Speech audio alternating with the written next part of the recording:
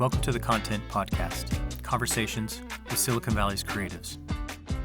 I'm Daniel Garcia, your host and the cultivator of Content Magazine, published by SV Creates. This episode of the Content Magazine podcast is brought to you by Bonfire, a Silicon Valley digital agency building elevated websites for ambitious brands. Find out more about Bonfire at bonfire.com. Hello, I'm Rebecca Herman. And I'm Mark Shoffner. Today we talk with artistic collaborators Rebecca Herman and Mark Shoffner. They're currently artists in residence at the San Jose Museum of Quilts and Textiles. Thank you for taking time to be here. Wonderful to see you here. Yeah. So the first question I had is, you both went to school in Minneapolis, St. Paul. Mm-hmm. Is that where you first met? It is. Yes, we met in printmaking class with Professor Ruth Ann Godali back in the early 90s. Yeah, okay. Grunge era. Yeah, we both were studying art at McAllister in St. Paul. So that's where you met and that is where we met. Fell in love and this journey began. Yes. That's right. Yes. Yeah. You may know more about us than we do so far. So Yeah. Well, let's start out with this. Just Rebecca, how would you describe yourself, like your art and your practice? What would you say, like, I'm Rebecca, a blah, blah, blah? That's a really tough question. So I'm an artist and working across a lot of different media. So we think of ourselves, I would say, mostly working in sculpture, but lately that's transitioned to textiles, because we find fabric to be really flexible and it incorporates a lot of different media. You got some things are 2-dimensional, some are 3-dimensional. You can move it between the two. Yeah. You can wear it. You can put it outdoors. Yeah. It's wonderfully portable. Yeah. So we've done pieces, for example, in Pennsylvania or Baltimore, New York, Japan. You can pack it in your suitcase often and bring it to another place. Yeah. That is the difficulty, I guess, with either installation pieces and sculpture, where you have to store and move. Right. Often you would have to pay really high shipping costs and insurance and stuff like that. Yeah. We're often we build something on site, like a structure that will hold the fabric pieces. Yeah. But the fabric itself we can make beforehand. Yeah. Bring it to another location. That's cool. And what about you, Mark? How would you describe your art practice? I guess I started more, not in sculpture, more in drawing and painting. Mm-hmm. And I also write children's books. So. Yeah. So also writing. And illustrating. Yeah. And illustrating. Yeah. But then, like Rebecca and I started at McAllister College, and we really kind of teamed up about 8 or 10 years later, making joint work. Yeah. Right. When we were living in New York, and our ideas kind of melded together into sculpture and installation and performance. It's so much easier working with a partner. Yeah. So was that, originally that was the goal. You two were, even though you were in a relationship, you had your independent kind of work. Right. Every artist starts out with their own. Yeah. Yeah, we did completely different work in a way. Yeah. What was the first project that brought you together to collaborate? We did a video called Easy to Draw Dictators. Oh, yes, hilarious. So really started from humor, I would say. Yeah. Just like a shared sense of humor and mockery, including self-mockery. I think it's an important part of it. Yeah. So we're serious about our artwork, but I don't know that we're super serious about ourselves. Right. You must perceive me as a serious artist, Yeah. And Rebecca played a character named Margie Sweetwater, and she taught this kind of fake educational program teaching kids and adults how to draw the faces of dictators. Yeah. And was it Buddy or something? I was Buddy. And you played. I played the music. Yeah. I was like. Did you write that song as well? I wrote the song. Yeah. Dictators are bad. bad. Yeah, and then you pop up. Yeah, I saw that. That was pretty interesting. So that's interesting, though. So I kind of want to follow the trajectory of your life and the work, but to kind of jump in there. So it seems like that was like an early piece that you guys get together, and it's on Dictators, and that was definitely tongue-in-cheek-ish, but a commentary on society, and even the work that I saw now that you're using geometric shapes from Islamic, I guess, buildings or influences of architecture that have been destroyed or by war. So as you look from the early two of you guys coming together, I saw a video too that you were doing something, the Aggressor Center. The Aggressive Center, which is there again, kind of like a commentary on violence and culture. So if you look at your work, is that kind of like a theme that you guys are focused on? Yeah, I would say in general we're reacting kind of to different political events and social events, but our medium tends to change. We're trying to find, the right media to embody an idea, Yeah. and not be didactic politically, Yeah. not try to make some statement, but often be tongue-in-cheek about it, use humor, Yeah. but explore a lot of those issues, So then from moving from, video and then structures and then fabric,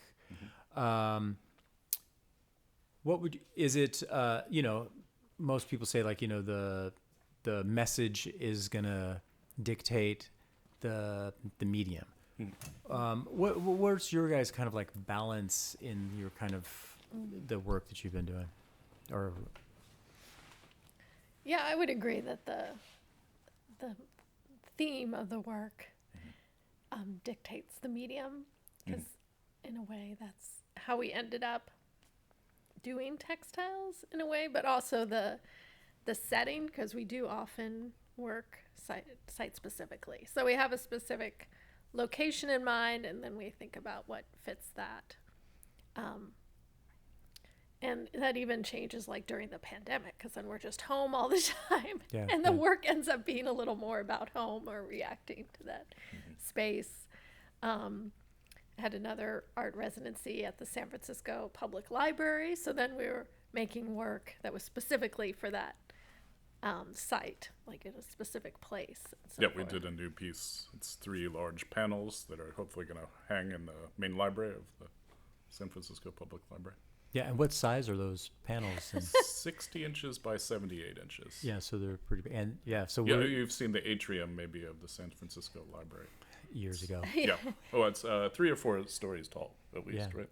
Yeah, it's I think the building's 6 stories, and there's like 5 floors of the library, and so there's a atrium with all these large openings, and that's what the panels were designed for. Yeah, yeah. And it's reacting to libraries. It's drawing on Islamic art and art of many cultures, Right. surrounding libraries. And And in that case, I mean, I was in the library working and researching early libraries. So that's how we ended up with like specific references to this early library that was in ancient Baghdad. And then it was destroyed. But so that's how we ended up doing that work that maybe looks quite different from some of our work before that. Yeah, yeah, that's cool. Yeah, what was the impetus that started having you guys look at kind of like the Islamic geometric shapes and design? just fascination, first of all, and just being amazed at, some of these forms that go back 1,000 years or more. And they're very complicated geometric forms that actually can be created with very simple tools that, if you think, how someone would be designing them in the, 13th century or something, might have, instead of a compass, like a string and a piece of chalk. And you create all the patterns from that basis of a circle. Yeah. So it's using like very simple geometry, like to start with, but very precise, and then developing these incredibly complex patterns and incredible architecture. So we're looking at ancient cultures that in the present, are under attack, basically, that our country had.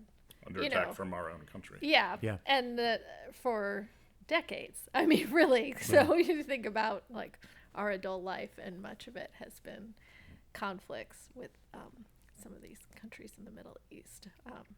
So it's also a way for us to think about that strange relationship we have, I mean, as a country, to cultures around the world. And that we don't necessarily understand. But we can't claim to understand it or be an expert, but we can also relate to things as artists, and appreciate their contributions. The sense of beauty. Yeah. And we traveled to Spain and saw the Alhambra and saw a lot of these forms. Yeah. I was always surprised, actually, the first time I went to Spain not understanding the flow of history, like the incredible Arabic influence there, which makes sense when you, right. And the tiles and all that kind of stuff. So I know during. Can I just say one more thing about that? Because that reminded me. So one of the things we were interested in, the specific examples of Islamic geometric design that we picked for the Soft Target series, is we were looking at places not just where there was conflict, but also where there was some kind of cross-cultural interaction. So we took one design from the Alhambra, for instance, which was Muslim and then was taken over, by Catholic Spain. And they claim that exact site, of course. So looking at how, now it's not a Muslim site anymore, but it still exists.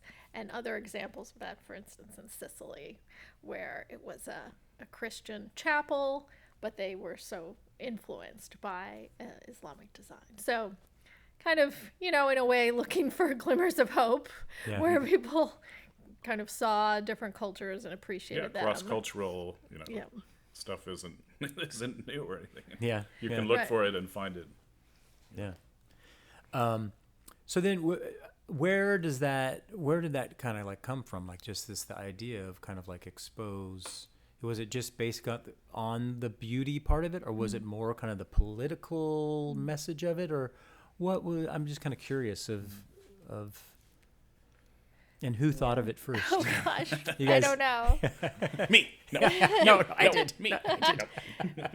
We only have the one brain between us, so it's about just we each have, we each have half. Yeah, right, exactly. Sometimes I get the left half, and sometimes I get the right half. I guess, part of it's, we moved to San Francisco 8 years ago, but the 17 years before that, we were living in New York. What a, different melding of cultures in both places. Of course, but it's hard to say where that. Yeah, I think part of it is, I'm realizing more with the pandemic and the long sheltering in place that I feel like I'm making art where I'm processing what's going on. Sure. So I was doing watercolors of smoke clouds, I'd never done anything like that before. It was just obviously I'm thinking about this all the time. So if our country is having conflict or war with other cultures, and that's something that, it's hard to start thinking about it. Process it and kind of relate, at a distance. Would you say then, are you guys in more creating work that is your own kind of internal processing, or is it thinking in terms of how does it affect the viewer and culture? That's a good question. We hope it affects the viewer and that maybe they find something that they relate to, whether and often it is ambiguous, like the series Soft Targets. They're abstract. They're not kind of hitting you over the head. Playful or right. You could just say, "Oh, that's a nice abstract pattern." Is that archery, or is that is it?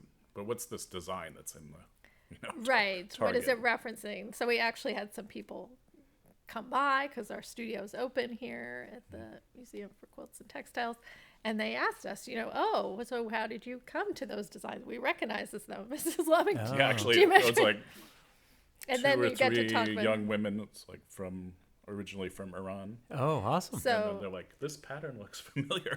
And we're pointing out the name of the town, Oh, wow. And trying to figure out where exactly in Iran. actually, Turns out the name of the town has changed, I think. Yeah, it's like an ancient town. Ancient town. But Oh, anyway, wow. hope to have some kind of conversation about Mm-hmm. where we all feel in relation to these contemporary issues. Yeah. And of course, we're taking these designs from architecture and taking it to a totally different medium. It's like soft textiles. Right. You know, Yeah. It's like, Yeah. non-threatening maybe in a way. It's like, Yeah. Yeah. it's like Cool. Right. Yeah, we're not trying to like bombard someone with a feeling of war or conflict or something. It's Yeah. And one of our works out here, which you see just as the textile panels was originally part of a shrine, Mm-hmm. the personal shrine that you could walk into. So it's kind of like a contemplative place that is almost Yeah. like a memory of a building that was destroyed. So and that we're- one's based on Jonah's tomb, right. which is That's the kind of Western name for this site that Right.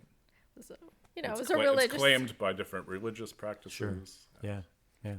and then it was destroyed. So we can't claim to, try and solve certain world problems.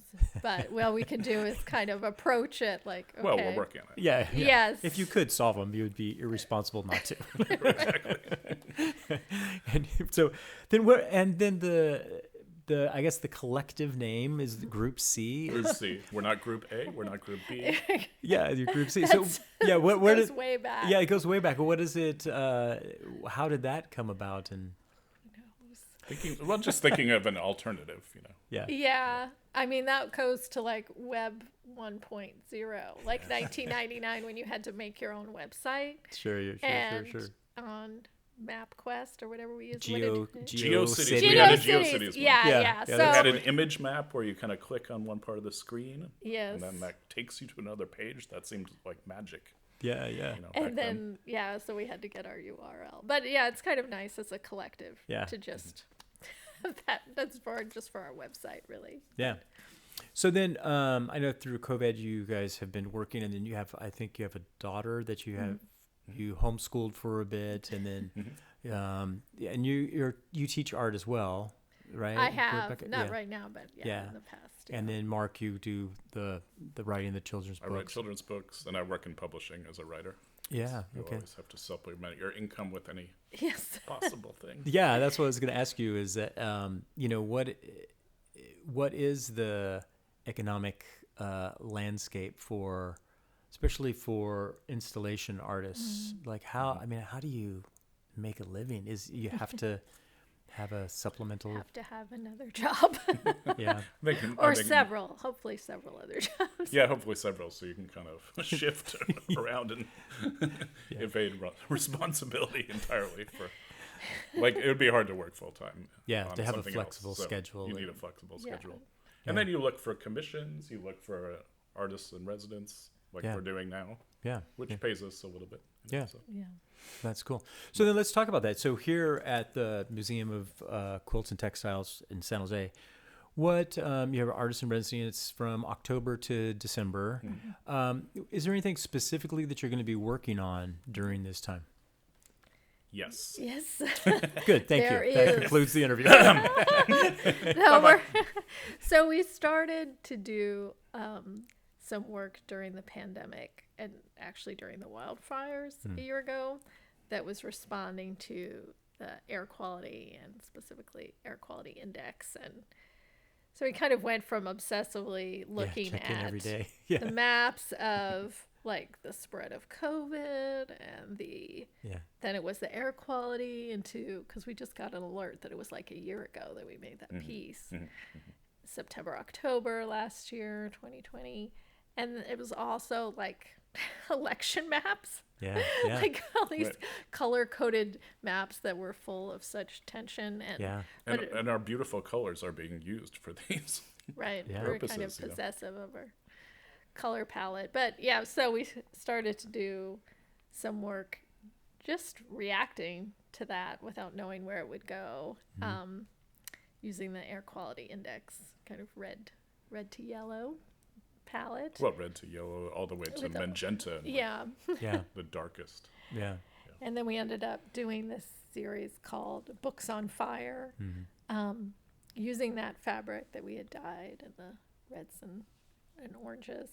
And now we're working on some hats, air quality index hats, that also use that spectrum of colors, and thinking about that kind of feeling of protection that people look for. And perhaps it also, manifests now in the fabric masks that we all wear. Yeah. But we're hoping to integrate some programming. Yeah, they'll actually have a sensor built into the hat. Oh, cool. So you can actually kind of broadcast, get this information about the air quality, broadcast it to other people with the color of your hat. That's cool. And of course, they're supposed to be nice, beautiful, fashionable hats that you want to wear. Yeah. Yeah. Very strange. Very, That's cool. very That's strange. cool. They look odd too, I guess. Yes. So with it, would you have to have another app, or you'd have to have had a hat on, or how does it going to project? Yeah, we're looking into this Arduino system, which is kind of sort of a toy and sort of a programmable you can. microcontroller, and you can get a sensor Oh, wow. and program it. Science classes, I think, across the country are doing stuff like that. Yeah. So we're trying out this new system. That's Build cool. your own air quality controller. So That's I cool. mean, we might all need that at some point, I guess. Right. Yeah. It was so strange. The number of different apps to check, like the weather, or the air quality, and Yeah. and then the COVID map, and Yeah, just it was a crazy one time. like interlaced maps. Yeah. right. Yeah. Yeah. It's interesting. Let's go. So I was going to ask you then also what I was going to ask you about. So what would you say for you each individually? What's kind of like what would you say is your driving purpose in life? The big question. Why are you here? Gosh. What drives you? That's the hardest question I've ever been asked. Yeah. I mean, part of making art is like, it's instinctive and it comes, it's almost like being a beaver and going out into the wild and you hear this rushing water and you want to dam up a river or something like that. There's something inexplicable about part of it. I think it's like, And why do we obsessively make these things? And we say this having also played beavers Yes. in our artwork. So I saw that. Which I was going to ask, So what I- is the connection? What is the connection with beavers? Were there a lot of those where you grew up, or what? no, it was really the role model. Exactly what Mark described. Is like here was someone, the beaver, that was just so motivated to alter the landscape. Yeah. You have to admire that. And instinctive talent, and would completely change the landscape completely. And it's, there's Richard Serra and us and the beavers, and we kind of all want the same thing Yeah. Okay. So then, in different ways. No. okay. So then, like what you're saying, Marty, is like you're an artist and you create because you have to. So it's like the bird sings. If the I beaver could do something dams. more profitable, I'd do that. But Yeah. no. There's something that comes definitely from Yeah. inside and Yeah. and growing up, and that was such a revelation when I found out that I could do this. Yeah. Yeah. And you primarily started out drawing. Was that kind of Drawing and illust- painting and stuff Yeah. like that. But then moving into all sorts of crazy. Yeah. Everything. How young were you when you first kind of like stumbled upon drawing? I think it was like playing D&D. I was thinking about this because my daughter's starting to play D&D. Oh, yeah.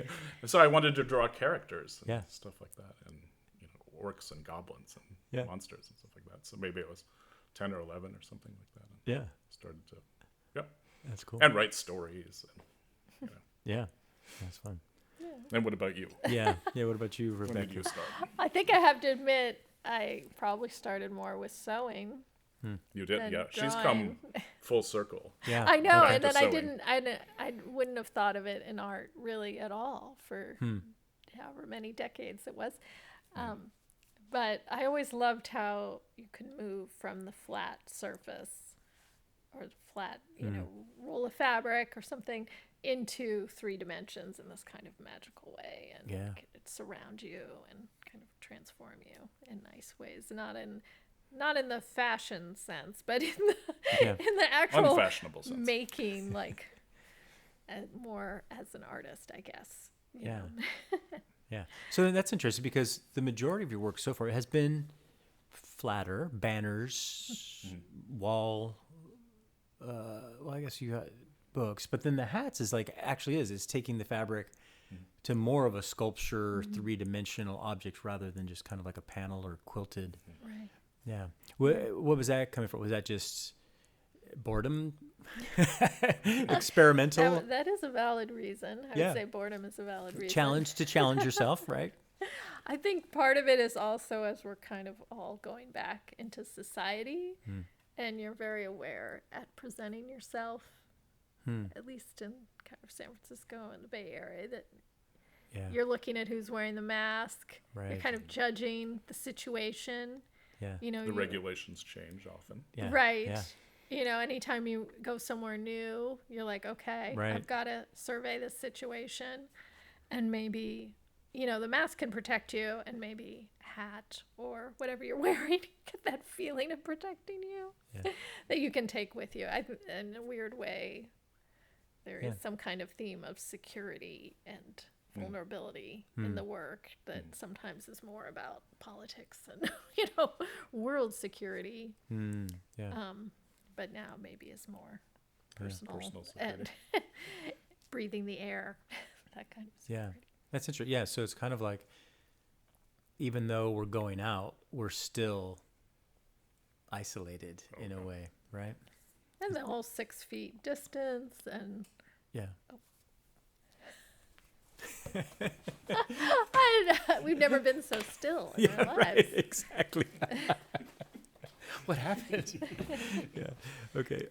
Then what about Do Rebecca? you have that experience of like watching old movies and someone enters a room and you're like, oh my God, they're just right in everyone's face. You They're know? not wearing a They're mask. not wearing a mask. They're touching each other. Yeah, It's- actually, yeah. Yeah. Well, there's been a couple things. Yeah, I've seen on TV like that, and my reaction was like, "What? Oh, that must have been filmed, you 2 know, years ago. 2 years Or ago." more. Yeah, it is kind of crazy. Yeah. What would you say then after looking at this year for you guys personally? What is something that has changed you as a person Over the pandemic. over just the last year and a half? I have such an urge to travel. Oh, really? Yeah. Yeah. Like for the last residency I guess we did before this was going to Japan, Sapporo, Japan. Nice. And that was an amazing experience. Yeah. But since then we haven't left the country, and Not gone very far. not at gone all. very far really. Yeah. Yeah. Just visited family. Yeah. I mean, in a way, it's made me feel more like I live where I live. That's 'Cause, true. That we've explored the Bay Area a lot more than Yeah. we did previously. Yeah, and also just being at home and feeling, I don't know, feeling more like it's a home in a way. In a good In the way or neighborhood. or a I trapped think way? it's a good way. In part. She wants to stay home and I don't want to travel. Yeah. No, It's kinda we like that do with want- my I wife. We want to go to new places and do art pieces there and see what Yeah. happens, Yeah. The audience is a big part of Yeah. like doing installation work outside and stuff like that, or doing it in a museum in Japan. It's Yeah. just like, what's going to happen? Yeah. Yeah, and we actually like the random audience. So this residency maybe is good for that, and that it's not just the people we know that maybe have seen our work before, or it's not Right. just our peer group, say, but we tend to do work that specifically will interact with the random passerby, or Yeah. and here anyone can come in, they'll have no idea what they'll see when they come to our studio. Yeah, we have to do some kind of performance with the hats. And Right, everything like yeah. that. Yeah. Yeah. Little I Demonstration. really fashion wanted show. to do a performance, a fabric performance, but I didn't get that grant. So anyway, but it's Cool. like, doesn't everyone want to go out Yeah, what into about the all the street? ideas we haven't been able to do? Yeah. Yeah. Well, that's another thing. But Yeah. I thought people would be craving to go out into the street and have some combination of like party and protest, like safe protest kind of party, Yeah. if that makes sense, after basically Everything. after the Trump era. So Yeah. I haven't found that party yet, but so maybe we'll have to make it. where- We'll make our own. yeah, Your own party. with our party hats. Cool. The beaver. Yeah. The beaver party. Beaver parade. Yeah. Cool. Alrighty then. I think that's it. Anything else We you could guys want to talk share? about Why books don't on you? ice. I don't know how much. Yeah. Is this newer? It's newer. Okay. It's So not done. talk Yeah. about this new piece that's your. Yeah. And then you're going to be working on that here during the residency at the Quilt Museum, so people can come in and Yeah. see it and touch it and talk to you about it. So we're living in San Francisco. We actually live in Rebecca's grandma's house. Oh, okay. And, you know, the library that her grandfather had is just filled with all these incredible books about the Cold War era. Right. Lots of political books Yeah. Marxism. Wow. and books about law. He was a lawyer. So I think Okay. it's part because we spent so much time at home Yeah. and like what we're trying to figure out what to do with these books and what to do with our time. And so we made the books on fire, which in that case, the fabric is wrapped around these books on what are then called American Indian law. That's how old the books are, but Native American law or and U.S. law, basically. Native Americans and U.S. law, which But is fraud. these but books- yeah. These books are Cold War era books, and we're doing Okay. a new dyeing process called ice dyeing. Okay. So these are biographies for the most part of different major political figures. There's Mao, there's Stalin, there's Lenin, Wow. Was it? There- Engels and Marx. Yeah. All the people you drew in your earlier. Yes, career. exactly. They pop up again. And, you know, they're biased, I'm sure. They're You want to pro. talk about the dye process? Though? Oh, yes. So the ice dye is a very kind of free-form dyeing process where you soak the fabric and dump a bunch of ice on top of it and then sprinkle the dye on top of the ice. Oh. So it's completely opposite of how we normally dye, but you kind of can't control so much where the color's going to go, and the dye also breaks up into its like component colors. Because if you have a gray, it's actually made of all these different colors in order to get gray. So you get lots of surprising things, but it gives this feeling kind of ice melting somehow. Yeah, it's In the And those impression. colors are maybe appropriate for the Cold War. it's almost 3-dimensional in a way, right?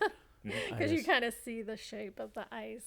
So and are you doing the dye that you're putting on, is it the powder form or is it actually? Yeah, powder form. So you put the powder on and then that hits the ice and the part of the fabric and then kind of melts and Takes a starts. few hours, and as the ice melts, you know, it forms this pattern we could never draw by hand or anything. Yeah. Just Yeah, it looks kind of geological too. Yeah, that's cool. yeah. So one of the things about having this residency is we can try. You know, we have this nice big space. We can try out all kinds of different. Yeah.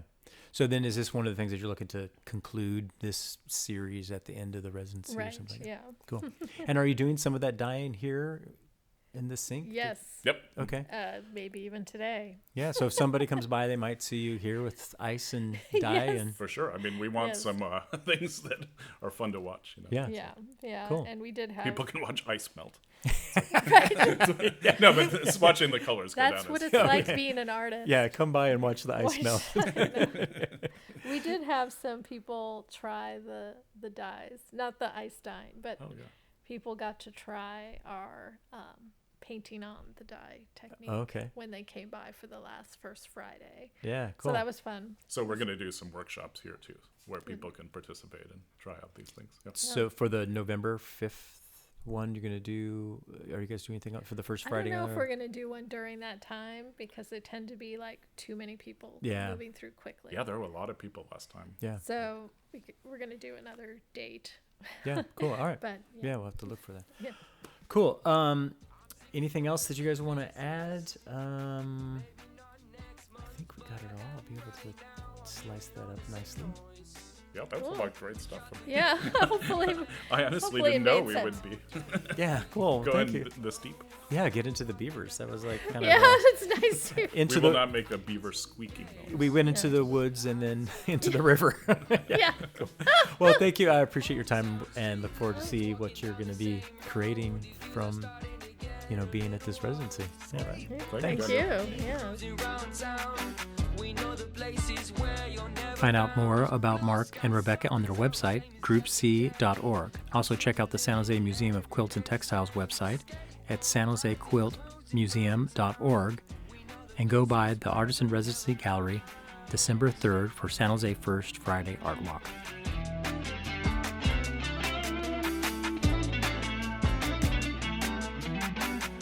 Thank you for listening to the Content Magazine podcast. Follow us on social media at Content Mag.